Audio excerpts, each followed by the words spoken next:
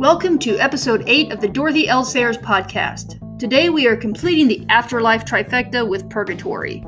This is Purgatory according to Sayers, which is actually according to Dante Alighieri, author of the Divine Comedy, which is actually according to the Catholic Church, at least before the Reformation.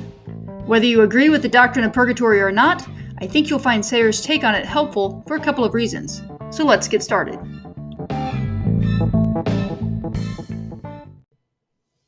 Purgatory is, according to the Oxford Dictionary of the Christian Church, the place or state of temporal punishment where those who have died in the grace of God expiate their unforgiven venial sins and undergo such punishment as is still due to forgiven sins before being admitted to the beatific vision.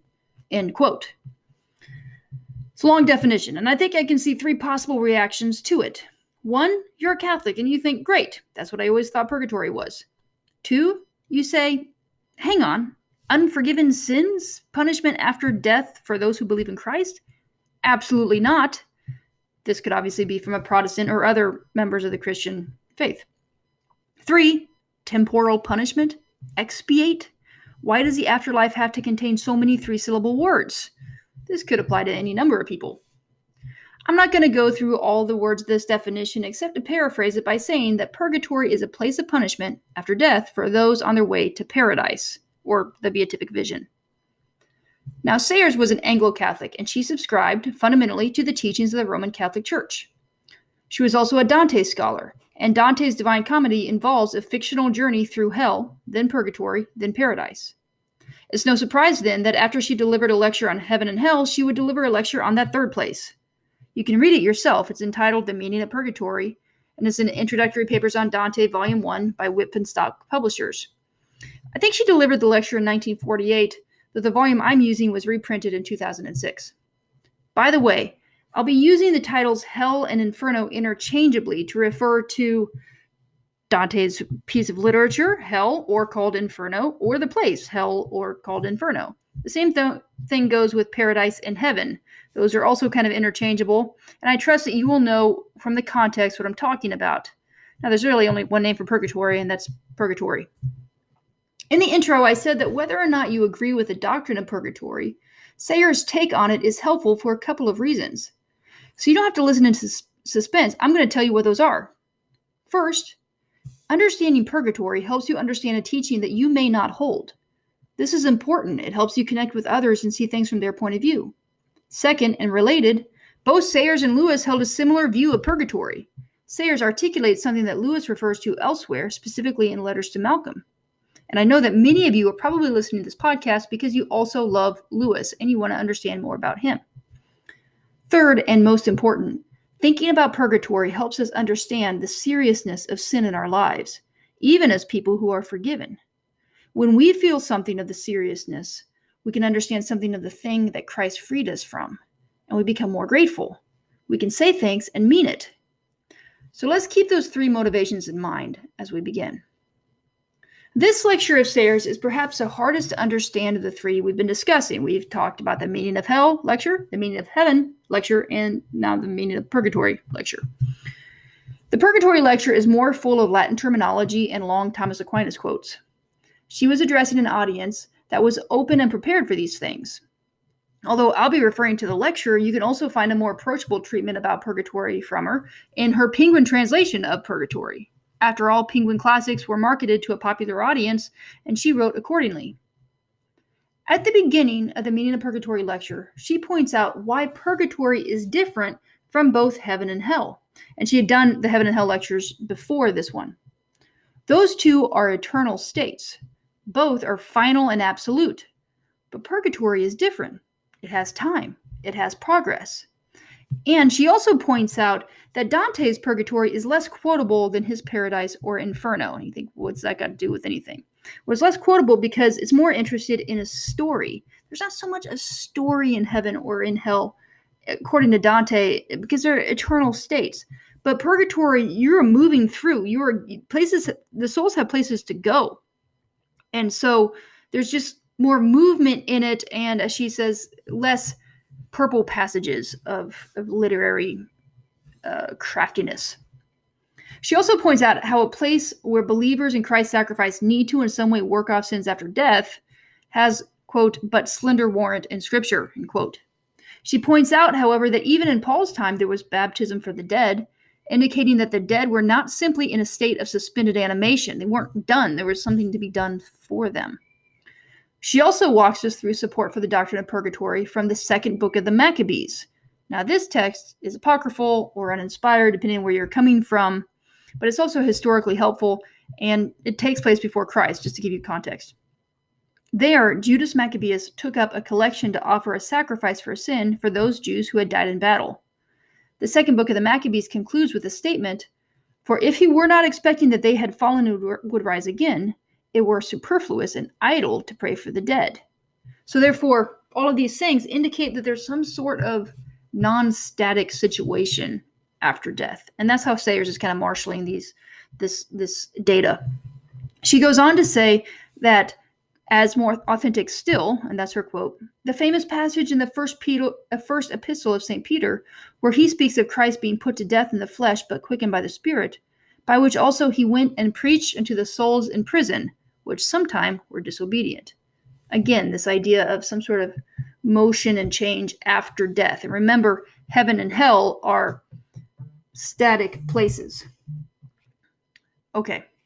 Sayers says that none of this points to a doctrine of purgation or cleansing by suffering.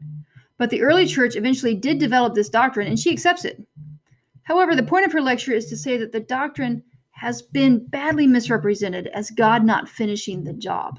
Okay, that's not the point of her lecture, but this is kind of an important point that she makes in the lecture, that purgatory isn't, at least according to Dante and other Orthodox sources, it's not this not quite hell, threshold of hell place. To set us right, she quotes from the medieval theologian Thomas Aquinas, who introduces us to two Latin terms, culpa and reatus. That's R-E-A-T-U-S, reatus. In beautiful Sayers fashion, she explains these two terms with a story about a teapot. And I'm going to read that to you right now. Okay, we will suppose that in a fit of anger or resentment or merely sheer wicked carelessness, you damage something belonging to your friend.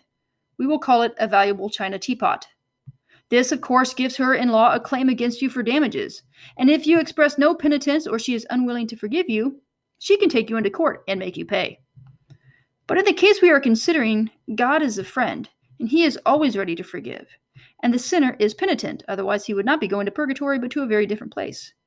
So we need not trouble about that aspect of the business. We shall take it that, seeing the fragments of the teapot at your feet, you are overcome with shame and horror at what you have done and want to put matters right so far as possible. Obviously, there are two things to be done. The first is to restore the right relationship with your friend, which has been broken up by your anger or negligence or whatever the sin was. You go to her at once and confess your sinful feeling and the guilty act to which it led. You say how dreadfully sorry you are, and you beg her to forgive you. Promise that you will try to make it up to her in the future. That is, you make an act of penitence, confession, contrition, and atonement. She forgives you at once. You kiss and make friends, and that restores a relationship. You are now released at once from the guilt of what you did. In technical terms, you have purged the culpa. But this does not restore the teapot. In law, she could still, if she chose, take you into court, and although she is perhaps not likely to press her claim, you will feel that you ought to do something about it, offer to pay for it, scour the shops, find another teapot like it, or give her something else to make up. Otherwise, your atonement will not be complete. You will want, that is, to make an act of compensation. And the technical term for that is purging the reatus. And indeed, if you are not anxious to purge the reatus, one might feel a little dubious about the sincerity of your contrition. But here it is well to bear in mind that the intention in all this is to please your friend. Now, I'm going to skip down a little bit, down further the paragraph. She goes on. For one must never forget that there are two parties to any act of forgiveness. However ready the injured party may be to forgive, the forgiveness cannot be effective. That is, the right relationship cannot be restored unless the offender is prepared to accept forgiveness. It is quite true that God's forgiveness is immediate and unbounded, but it is frivolous and foolish to imagine him as saying casually, "Oh, that's all right, don't mention it," every time we commit murder. When we sin, we alienate ourselves from God. If we are ever to be happy in his presence again, it is something in us that has to be altered, not anything in him. Now, it seems to me quite clear from what St. Thomas says that he looks upon the purging of the reatus as being first, last, and all the time for the sinner's own benefit, as a means of purifying away the stain and so making fully effective the purging of the culpa. Okay, so the riatus is a natural desire to make things right, a satisfactory punishment that is not against the will, as St. Thomas has said, a good cleaning, as Lewis says in his letters to Malcolm, chapter 20. So keep that in mind. I want to give you a picture of Dante's Purgatory. Again, like all of this culpa riatus stuff, this is all about cleansing, some sort of cleansing that takes place after death. So Dante's Purgatory is, so his hell is a funnel in earth that Satan made when he plowed right into the center and got himself stuck. And all the dirt got thrown up, somehow circled around to the southern hemisphere, and it formed a mountain, and that mountain is Purgatory. And that mountain is divided into various levels of sin. And the levels of sin are those 7 deadly sins. Envy, anger, pride and lust, avarice and gluttony, sloth. Not in that order. So Dante, the character in his book, he's journeying with Virgil up through these layers and meeting various people along the way. And these terraces or levels are also, when they're assigned a sin, there's a particular punishment that goes with that sin, such as the people who are prideful. They have massive rocks on their back and they're forced to kind of look down and kind of crawl along the earth. It's pretty intense.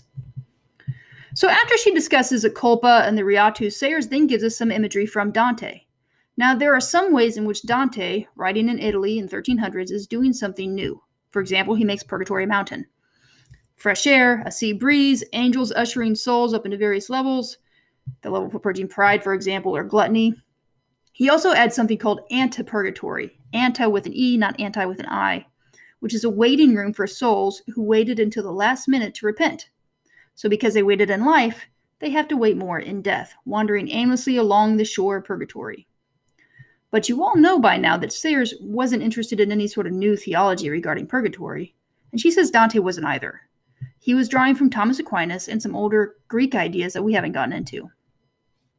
So what is not original in Dante, but is maybe unfamiliar to popular ideas of purgatory as this just place of torment, but not quite hell, is that in Dante's Purgatory, souls aren't miserable.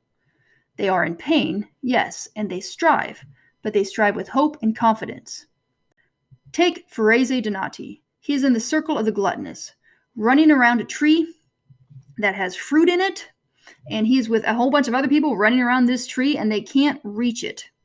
His face is so emaciated that his eyes are dark and hollow, with skin stretched so tight that you can see the bone structure underneath.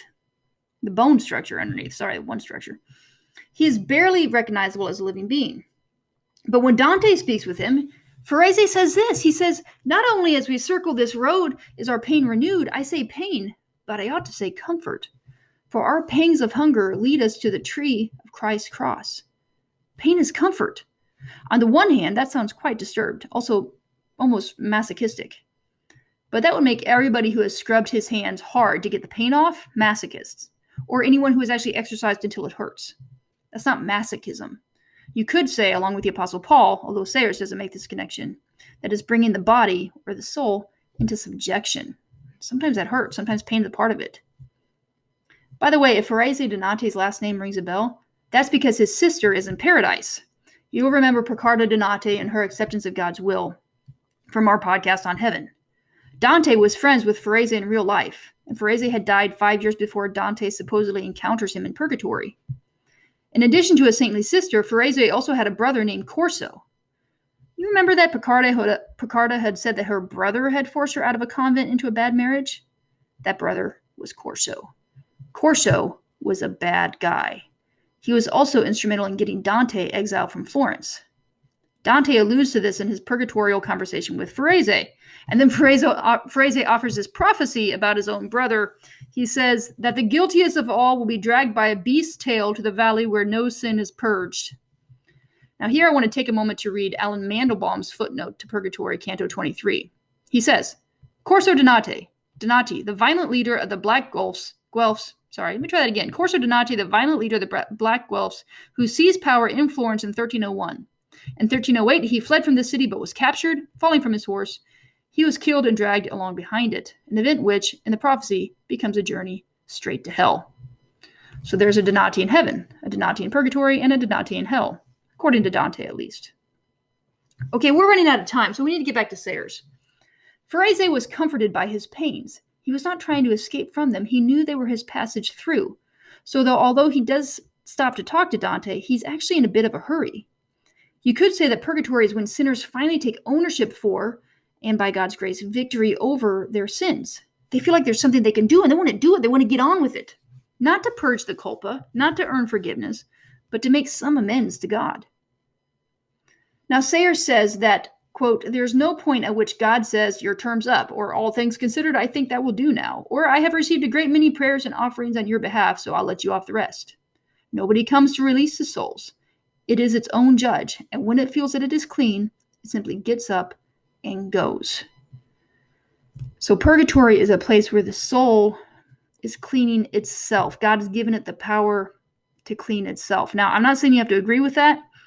I'm just saying that that is a way of looking at purgatory. Remember at the beginning of this talk, I said that there were 3 reasons to learn about purgatory. The first and second reason was to understand a popular, historical, and Christian teaching better, especially since it was held by Sayers and Lewis, who was a favorite writer of many Christians. But third, and much more importantly, it helps us understand the seriousness of sin. Christ gave us entrance to the throne room of God, but taking off the old man may not be so comfortable. There's a lot of ways to illustrate this, but Sayers takes Dante. She ends her lecture with Dante the character, Dante the journeyer, not Dante the poet who's writing all of this, at the top of Mount Purgatory. There he enters a Garden of Eden, and there he meets Beatrice. Now, if you know Dante's scholarship, Beatrice needs no explanation, but just as a reminder, Beatrice is the girl that he fell in love with when he was a kid. She died young. He never married her or anything like that. But since then, the idea of Beatrice had become his inspiration, the one who first taught him about righteousness and godly wisdom. She is a finger pointing him to God. Now, apparently he says about himself that he kind of turned away from that way of God. And in fact, when the Divine Comedy starts, he's in a dark wood. So he's kind of lost in his middle of his life. So now, at the peak of purgatory, right on the threshold of heaven, he meets Beatrice again. She will become his guide through paradise. But first, she gives him a tongue lashing. Let's read Sayers' version of it. She quotes the Italian. I'm not going to do that.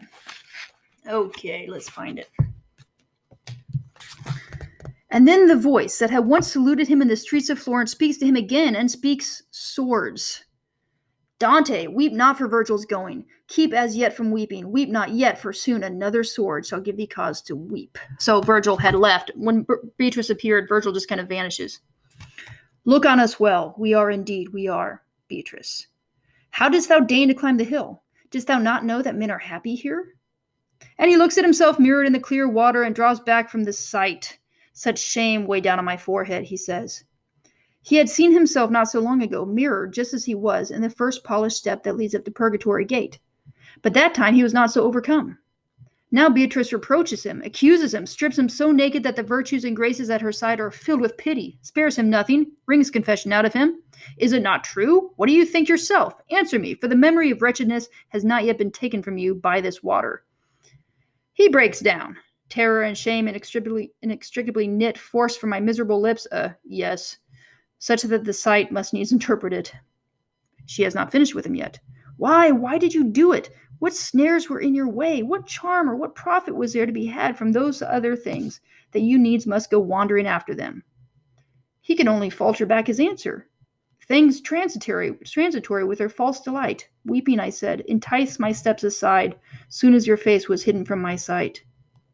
She is a little mollified. You have confessed. It would have been just the same as if you had kept silence or denied it. We know all about you here. But in this court, confession blunts the edge of the axe. Stop crying and listen. Once in me, you saw and loved your true good. The image of it was taken from you when I died, but you had seen. Was there any mortal thing that should have drawn you to lust after it once you had seen that? Are you a grown man that you behave like a child? Lift up your beard and look at me. He looks, and he cannot bear it, and falls unconscious. Sin has devastated us. We have used sin to devastate others. Sayers says that, Quote, "The nearer one is to innocence, the more hideous sin does appear. That is why the great saints have such an exaggerated and even morbid idea of their own sinfulness." End quote. She wants us to picture someone with the heart of a very young child and the mind of a charitable adult witnessing the bombing of Hiroshima. It would be unbearable. The more innocent you are, the more egregious sin is.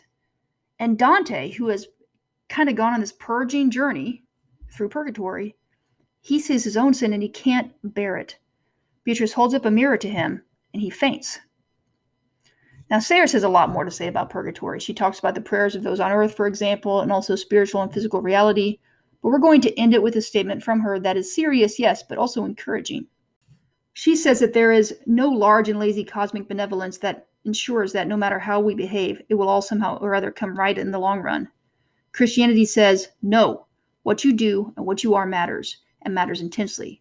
It matters now, and it matters eternally. It matters to you, and it matters so much to God that it was for him literally a matter of life and death.